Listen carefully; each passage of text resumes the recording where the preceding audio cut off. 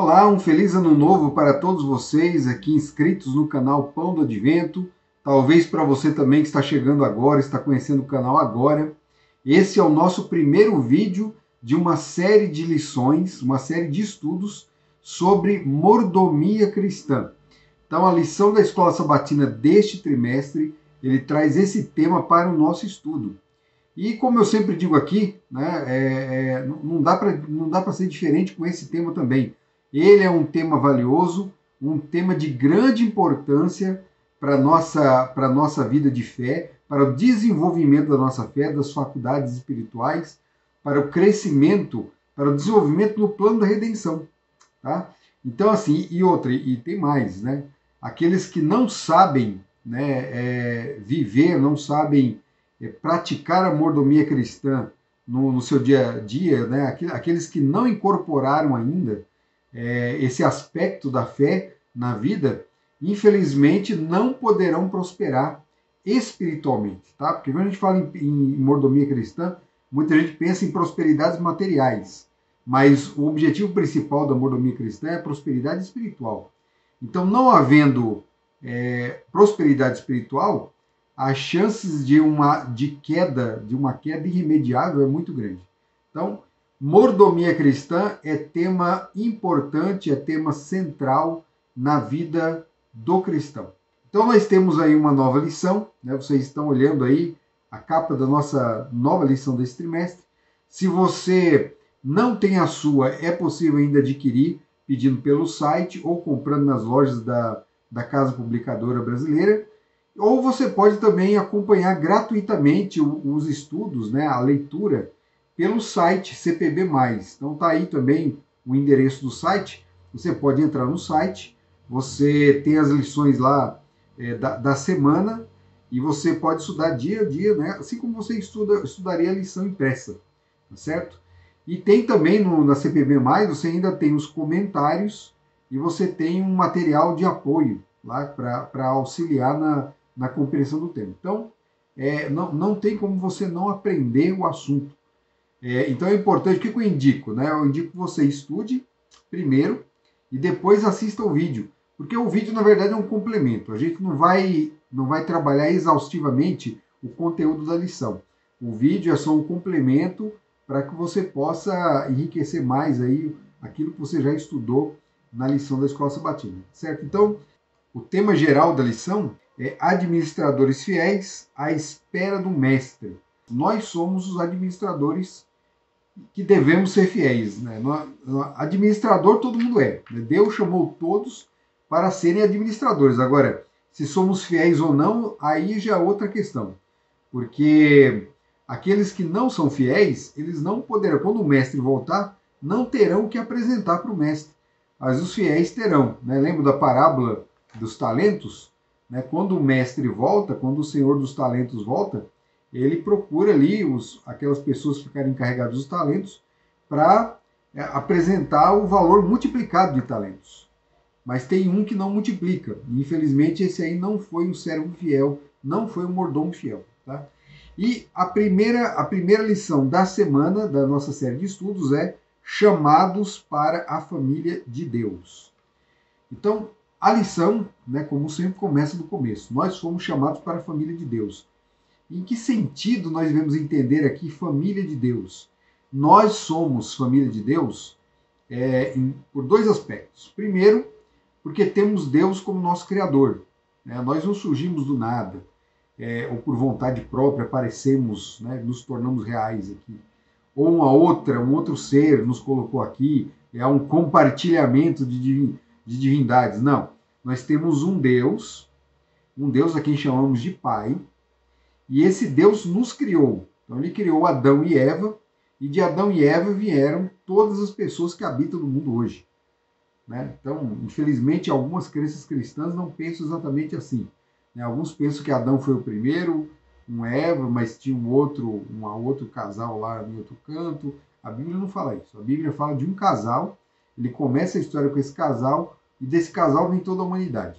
Então nesse aspecto, nós somos filhos de Deus por criação.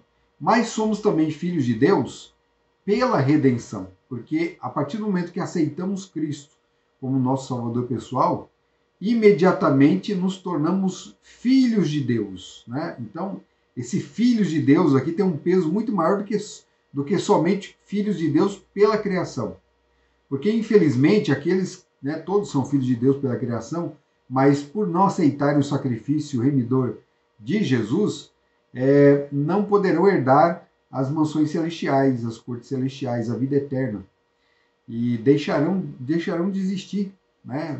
Nós falamos sobre a aniquilação dos ímpios na lição passada. Infelizmente, esse é o destino daqueles que não aceitam ser membros da família de Deus pela redenção. Então, somos filhos de Deus por dois aspectos, pela criação e pela redenção.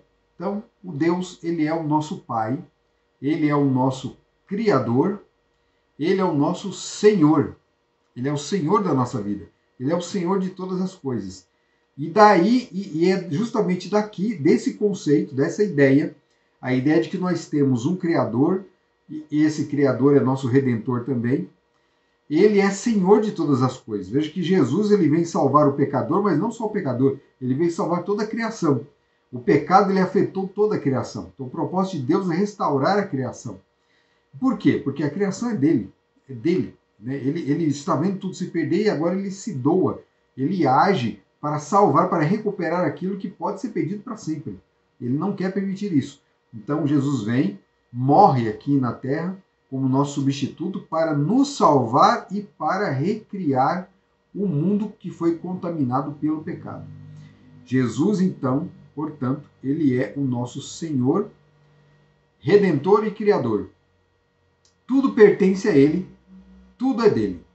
Então, essa ideia de que tudo é dele, tudo pertence a ele, tem que ser bem entendida por nós, porque, infelizmente, nós deixamos de ser fiéis a Deus porque acreditamos que tem coisas que pertencem a nós.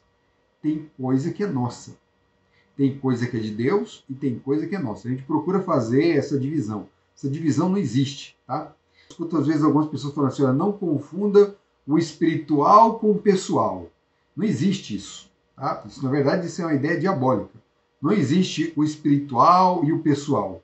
Tudo pertence a Deus, inclusive o pessoal, o meu pessoal. Minha vida pessoal pertence a Deus, ela não é minha. Ela não é minha. Eu sou de Deus, né, pela criação e pela redenção. Eu pertenço totalmente a Deus. E seja qual for meu problema particular, esse problema particular tem que ser levado e tem que ser administrado e julgado, sentenciado e resolvido pelo nosso Criador, pelo nosso Deus. Quando eu invento de dar o meu jeitinho, de achar que eu sou dono de alguma coisa, que eu posso me intrometer nas questões aí a coisa desanda. Lembro de Abraão? Né? Abraão, ele estava meio que cansado de esperar o cumprimento da promessa, que ele ia ter um filho. Aí ele acabou aceitando a sugestão da esposa para que ele ficasse com a concubina e tivesse um filho com ela. Então esse filho seria o filho dos dois, o filho do casal. Né? Por ilusão, porque não era o filho de Abraão com a serva, era o filho de Abraão com a serva. Nunca foi filho de Sara, ainda que Sara criasse, cuidasse dele, tivesse algum tipo de amor por ele, não era. Não adianta querer, não adianta fantasiar, mudar as coisas, querer dar, né? É o nosso jeitinho para as coisas de Deus. Deus prometeu um filho para Abraão e Sara, filho que seria dos dois. Eles deveriam confiar na promessa, deveriam confiar no Criador. Então, nós nos tornamos infiéis quando desconfiamos. E quando desconfiamos, queremos dar o nosso jeitinho. E o nosso jeitinho estraga tudo. Nosso jeitinho desanda completamente. Então, nós temos que confiar nas promessas de Deus. Ele é o Criador. Então, esse é o primeiro passo para a mordomia. O primeiro passo para a mordomia é entender que Deus é o Senhor de todas as coisas. Tá? Todos os filhos de Deus são seus mordomos. Todos nós somos mordomos de Deus. Todos. Seja pela criação, pela redenção, todos somos. Se não aceitamos Jesus, somos mordomos infiéis. Se aceitamos Jesus, podemos ser mordomos fiéis. Como deve ser entendido isso, essa mordomia de todos? Ela acontece coletivamente. A igreja é a família de Deus. A igreja também é o seu corpo. Sendo assim, a existência da igreja só tem sentido quando ela observa os mandamentos do Pai e Senhor, pois o senhorio do Filho e do Pai é um só. E nós temos também a mordomia no aspecto individual. Cada membro da igreja, guiado pelo Espírito Santo, vive com Cristo e em Cristo. O Espírito é o autor da mordomia fiel em cada crente. Então, a mordomia fiel deve ser vivida de forma individual e coletiva, né? Os recursos da família são emprestados pelo pai. É um outro ponto que nós temos que entender sobre a mordomia cristã. Tudo que temos foi emprestado pelo pai, não é nosso, não é nosso. E quando eu digo tudo, né, os recursos aqui são todas as coisas. Então nós temos faculdades espirituais, né? Jesus permanece conosco por meio do Espírito Santo. Tendo o Espírito Santo, temos Jesus. Jesus também derrama seus dons sobre sua igreja por meio do Espírito Santo. Então Deus, ele nos agraciou com muitos dons. Tudo que temos são dons. Esses dons aqui, esses dons espirituais, são as nossas capacidades, as capacidades que Deus coloca no nosso ser aqui. Então, de repente você canta bem, é um dom. Você fala bem, é outro dom. Você tem determinada erudição, é um dom. Se sua erudição também não é tão grande assim, é dom também. É tudo de Deus, tá? Seja grande ou seja pequeno, cantou bem, cantou mal, é dom de Deus. E os dons espirituais vão além. Os dons espirituais, eles vão lá para os aspectos, aqueles aspectos sobrenaturais, como o dom de profecia, o dom de cura, dom de línguas. Então Deus, ele vai distribuir os dons a cada um segundo a sua boa vontade e segundo o seu bom propósito. Deus tem um propósito com os dons, tá? Então não inventa dizer que você tem dom que não tem. Não é bom também você ter o dom e dizer que não tem, tá? Use bem o seu dom espiritual. E nós temos também os recursos materiais que são que nós podemos também chamar de dons materiais. Os bens materiais também são dons de Deus. No Éden, nossos primeiros pais receberam uma vasta e valiosa propriedade repleta de animais, plantas e tesouros. Entretanto, eles não podiam comer do fruto da árvore proibida. Isso aqui é um princípio importante, hein? Os bens materiais também são dons de Deus, né? As bênçãos materiais. Que bênçãos são essas? Tudo que você tem de material. Tudo, tá? Olha, eu tenho essa roupa aqui. Isso é um dom que Deus me deu. É um dom. Como é que eu uso essa roupa aqui? Eu posso usar a roupa para glorificar a Deus ou não. Até a minha roupa pode glorificar a Deus ou não. O que eu como pode glorificar a Deus ou não. É dom que Deus me deu. O prato de comida que eu tenho sobre a minha mesa é dom que Deus me deu. A comida que eu tenho em casa é dom que Deus me deu. E eu posso usar para a glória de Deus ou não. Mas é dele. Mesmo que eu não use para a glória dele, é dele. Então eu estou sendo um servo infiel se fizer isso.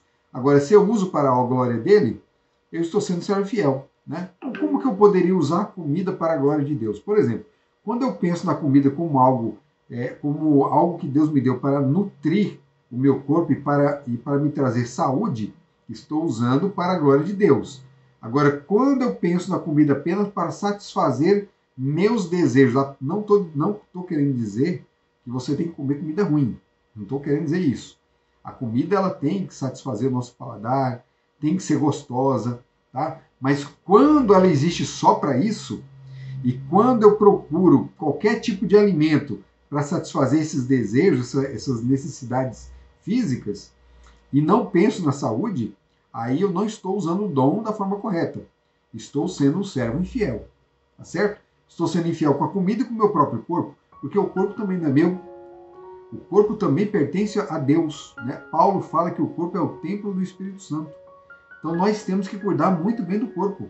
Temos que administrar bem esse dom aqui, que se chama corpo. Corpo humano, tá certo? Então tudo é dom. E que outra forma eu posso usar a comida como dom de Deus? Eu vejo alguém com fome, eu tenho comida, eu posso repartir a comida? Reparta a comida com quem precisa.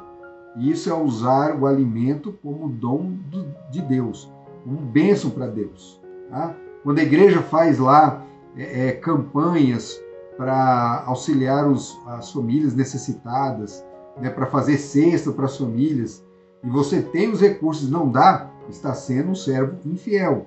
E se você tem e dá, parabéns, servo bom e fiel. Certo? Essas são formas de a gente usar os dons de Deus para a glória de Deus. Lembrando que esses dons não me pertencem, são todos de Deus. Ele só me empresta. Tá? A Bíblia diz o seguinte: mas ajuntai tesouros no céu, onde nem a traça nem a ferrugem consomem, onde os ladrões não minam nem roubam. Acumular tesouros no céu significa investir na obra de Deus. Seres celestiais estão envolvidos nesse trabalho ao nosso lado. Nosso investimento celestial exige que coloquemos o reino de Deus em primeiro lugar, acima de todas as coisas. Né? Princípio fundamentado em Mateus 6,33. A Bíblia diz o quê? A Bíblia diz: buscai em primeiro lugar o reino de Deus, e todas as demais coisas vos serão acrescentadas. Como é que eu busco em primeiro lugar o reino de Deus? Dando tudo aquilo que Ele me emprestou para Ele, devolvendo para Ele. De que forma? Fazendo bom uso, não é simplesmente largando de qualquer jeito. É fazendo bom uso, Ele deu com um propósito.